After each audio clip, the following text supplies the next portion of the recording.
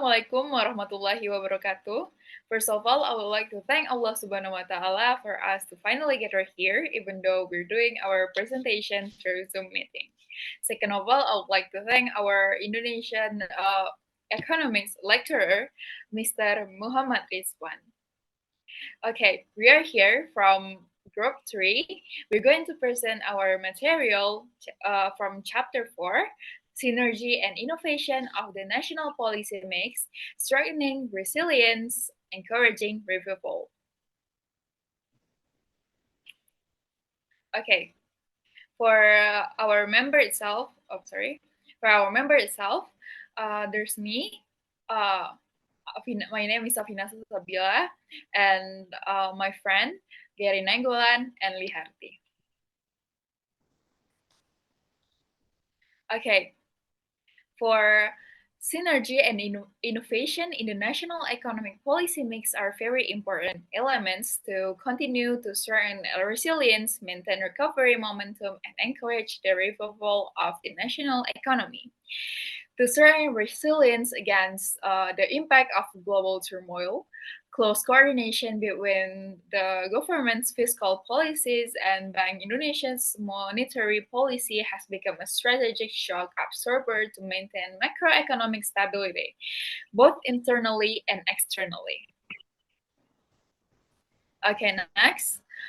To maintain the momentum of national economic recovery, there is coordination between the government's fiscal policy through the allocation of state budget expenditures to encourage consumption and investment, and Bank Indonesia's policy of macroprudential easing, digitalization of the payment system, money market development, as well as improvements to the financial economic inclusion program.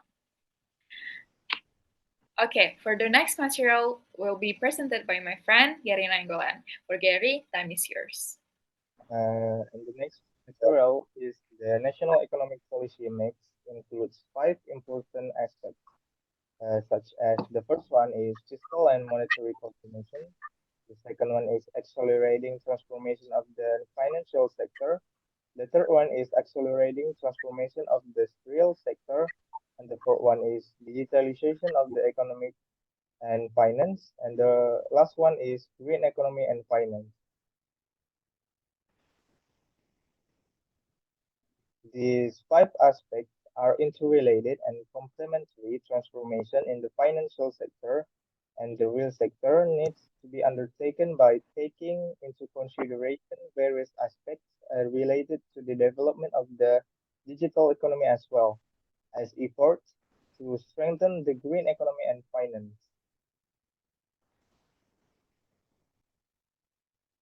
And the next one is, as we can see on the slide, national economy policy mix is a synergy to strengthen economy resilience, and revival, such as five responses of the national economy policy mix is one, fiscal and monetary coordination. Second is acceleration financial sector transformation. And the third one is accelerating real sector transformation. And the fourth one is digitalization of the economy and finance. And the fifth one is green economy and finance. And the economy goals is resilience and maintaining stability from the impact of global turmoil. Second one is recover to growth momentum from the domestic demand.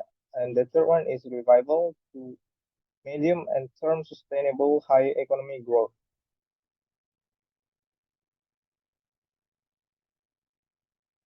Going forward, fiscal policy will continue to be directed towards strengthening resilience and national economic recovery momentum while consistently continuing fiscal consolidation and reform. This fiscal policy direction forms the basis for the formulation of the 2023 stage budget architecture to strengthen resilience and generate optimism for national economic recovery, while remaining cautious in regard to the impact of global turmoil.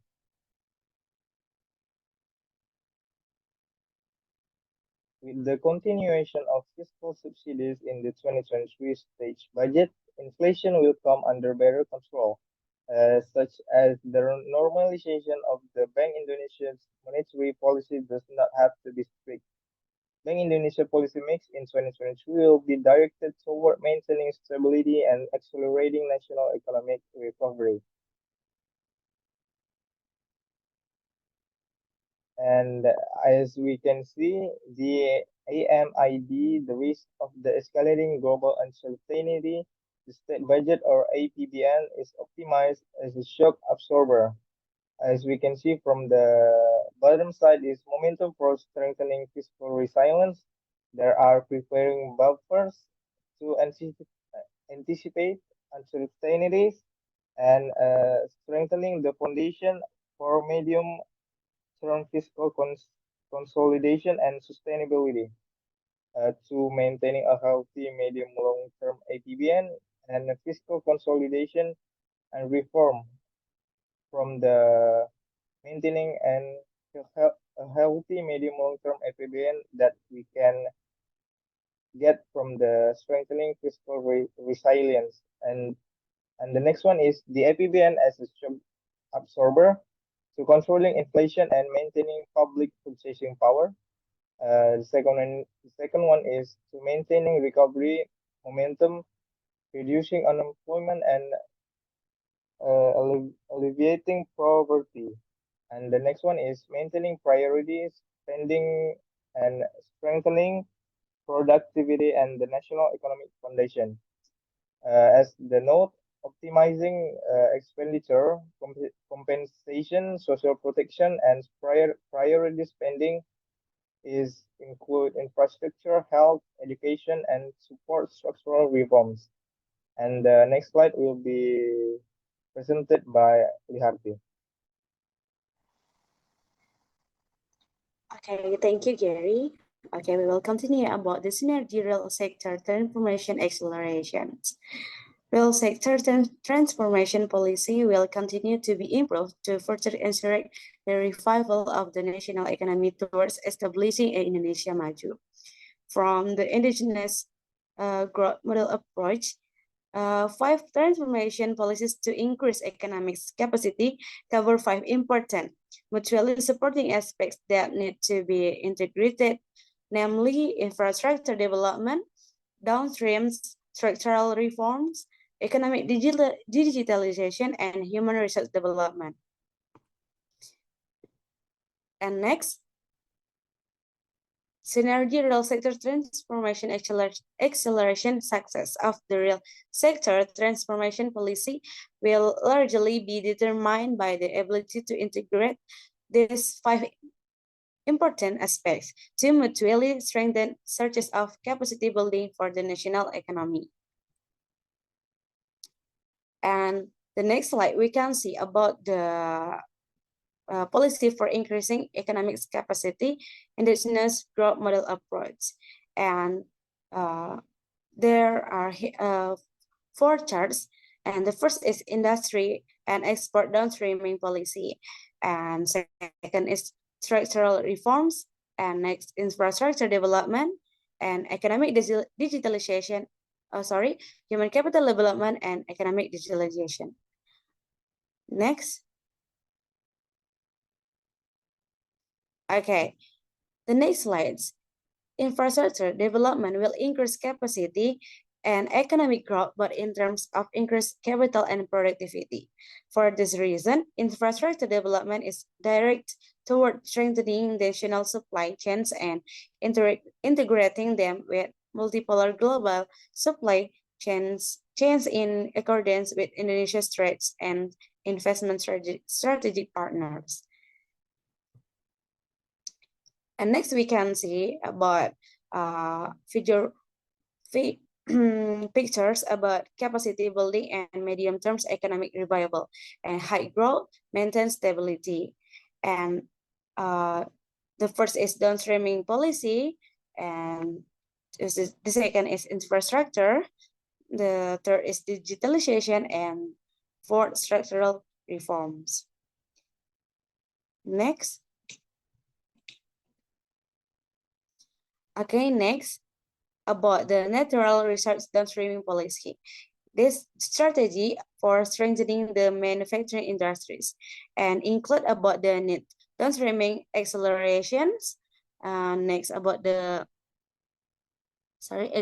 explanation of downstreaming into non-metallic minerals, and next about res, bor- res sorry, I can't see and next about substance of policy coordination and coordination forum.